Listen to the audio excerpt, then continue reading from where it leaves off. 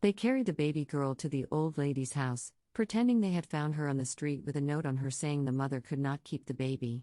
What? Someone abandoned a newborn on the street.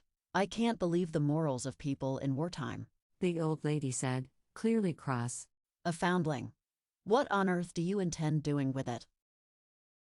Her, said Molly. It's a girl. The baby is far too tiny to be taken anywhere else. That's my opinion. She might not make it anyway. Might as well make her few days on this earth happy and comfortable. Better than taking her to an orphanage. They're nasty places, them. She'd likely die there. She'll need constant attention, though. I've plenty of sisters and aunties, so I get lots of advice on how to take care of newborns. I'll see if they can help. Perhaps my brother could bring some bottle milk, if needs be. It won't survive without mother's milk. The old woman shook her head. But I suppose we can't do much else. I'll give her a few days. Not a word though, said Molly. You know how people talk. Luckily, the new mother had plenty of milk, and despite her tiny size, the baby hung on to life, sucking at her breast hungrily, as she fed her in the privacy of her room. Well, marveled the old lady. I'd never have thought it possible that a newborn could thrive on anything other than mother's milk. Never thought to be learning something new at my age. Once it was clear the child would live, the landlady surprised them all by falling in love with the little baby. If the old lady suspected the truth, she was kind enough not to voice her suspicions. After the grocery boy's sister left, they were allowed to stay. Strange though her circumstances were, she found herself almost content with her baby and the old woman, who was now almost a substitute grandmother. The connection between the new mother and her baby was so strong that she spent all her free time sitting by the cot, admiring her perfection. That anything so beautiful could have come from their love made her mute with gratitude. Looking at the sleeping baby, she either felt such love her heart would surely burst, or she fell to the pits of deepest despair, missing him so much that it hurt her, fearing what might have happened to him. I will protect her, I promise you. She whispered to the empty room one night, when she could not sleep, and was sitting guarding their baby. She gently stroked the unbelievably soft skin on her daughter's cheek. The baby did not wake up, but a tiny hand wrapped around her finger.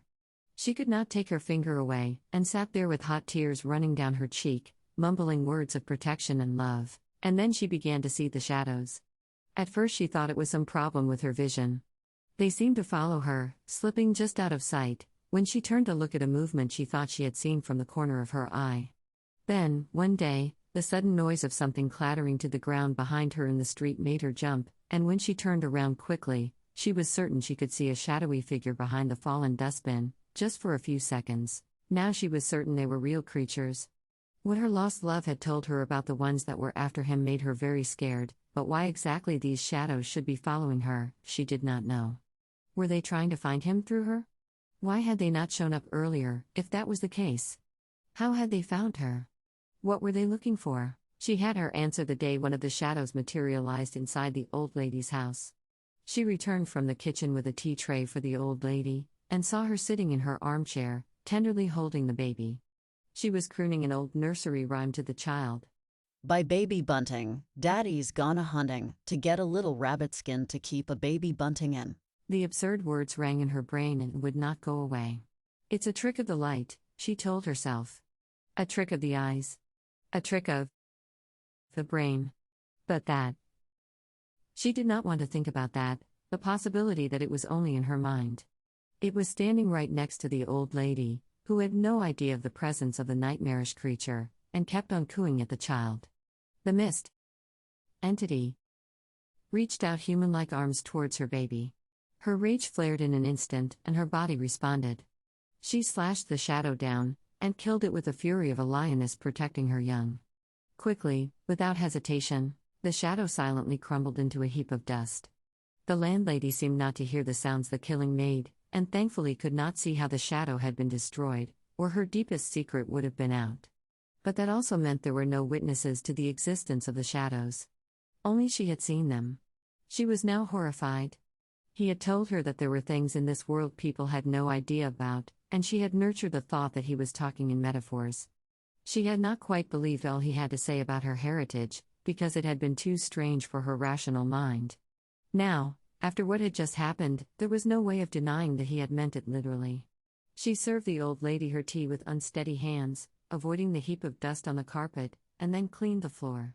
The dust looked just like ordinary dust, and there was much less of it than she had expected. It's time for her bottle. I'll take her for her feed.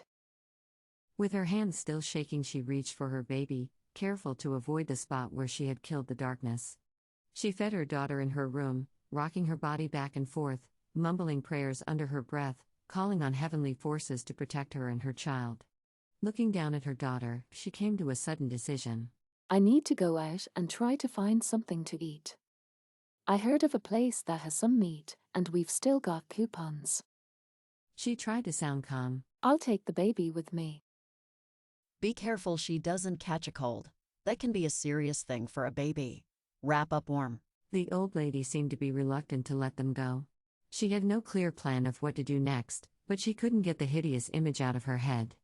If one of her nightmares could make it into the house, surely more of its kind would follow later. For now, she did the only thing that came into her mind. She ran away. Then the air raid siren started its wailing scream, and she took shelter with the baby until the bombing was over.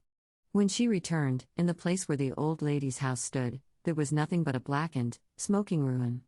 The stench of burning filled her nostrils, as she watched the hopeless task of the wardens and the fire services, as they picked their way carefully over the debris. She knew that they would find no survivors. She turned away, with a catch in her throat, holding her baby even closer to her, kissing her head. But mingled amongst her sadness for the grumpy old woman, who had turned out to be so kind, there was relief. Surely the shadows now thought she and the baby were dead too? She sought shelter in an old church with her child, but did not dare to sleep for fear of the shadows returning. She sat there, with dark rings around her eyes, holding her baby, trying to look as inconspicuous as possible, in the midst of others who had lost their homes. They were avoiding her. Or was that her imagination?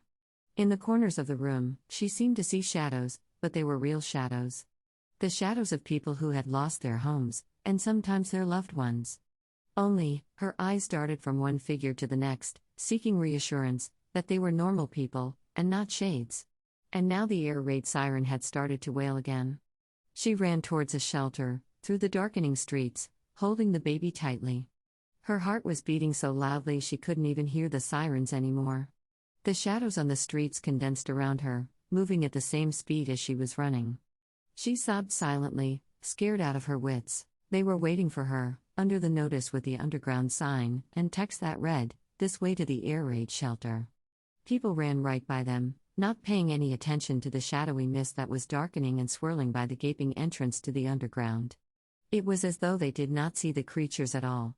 The shadows were not alone. In the midst of them stood a tall, dark man. He was leaning against the wall, with his face half hidden by the brim of his hat, and the swirling mass of shade responded to his slight movements as he inhaled his cigarette and then exhaled the smoke, slowly. On the other side of the street was another man, without a hat, whose skin seemed to glow strangely in the gloom. This man had piercing dark eyes, and his stillness made her wonder for the moment if he was a mannequin. His whole attention was directed on her and her baby, and his eyes did not blink. The tall dark man with the hat turned his head in her direction, and she saw him clearly for the first time, as he looked pleasantly back at her. It was a look of someone who was absolutely certain of his power. There was something about him that did not fit in. He did not seem British, somehow. She knew what he was, the second she saw the golden, piercing eyes measuring the baby in her arms.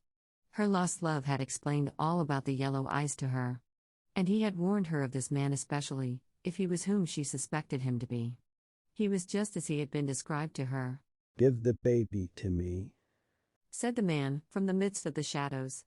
His voice was barely audible, but for some reason she heard him loudly and clearly. She did not recognize his accent. No.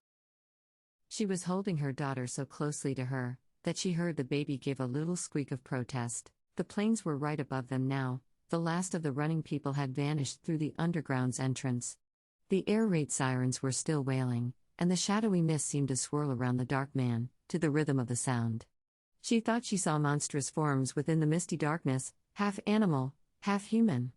The screeching of the bombs as they fell, and the crump of the first explosions came from not too far away. The ground was shaking under her feet. Then we shall take her, if you will not give her up willingly, Said the man in a bored manner, and with a slight movement of his hand gestured to the shadows to move forward. They began to glide towards her. Why? She squeezed her baby even tighter, feeling the rage rise again up her spine as the shadows formed a dark circle around her. The mist licked around her feet and she looked down to see human-like hands grabbing at her legs. She is of our kind. She belongs to us. She should have been born to the wife we chose for him, but he chose you. Still, the blood is pure in you, so the child might fulfill our expectations. She will grow and help our race in our journey back to glory. She knew now for certain he was the one her lover had warned her about. Still, she had no idea what the glory might be that the man was referring to. He sounded like a religious zealot. One thing she knew for certain, however. She would not give her baby up without a fight. Not to him. Not to anyone. The world blew apart just as the shadows reached out for the baby.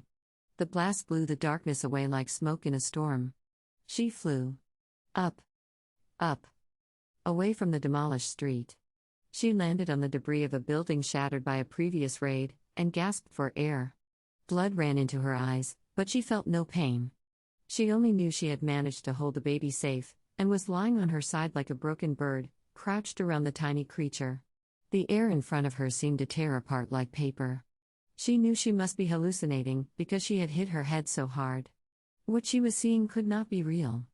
Yet it seemed impossibly clear to her. A woman in strange clothes stepped out of the air towards her.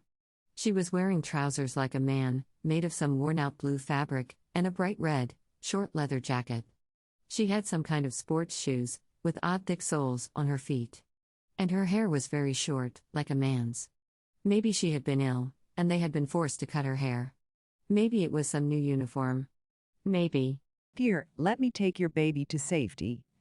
She looked into the eyes of the woman with short hair.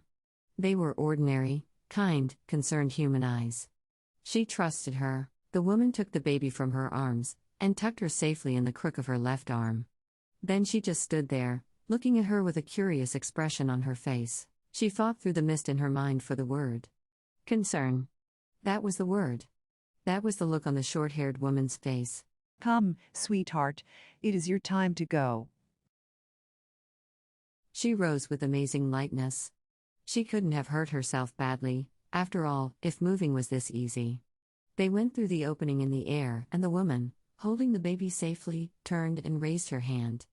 The woman made a slashing movement and the opening closed quickly. But not quickly enough.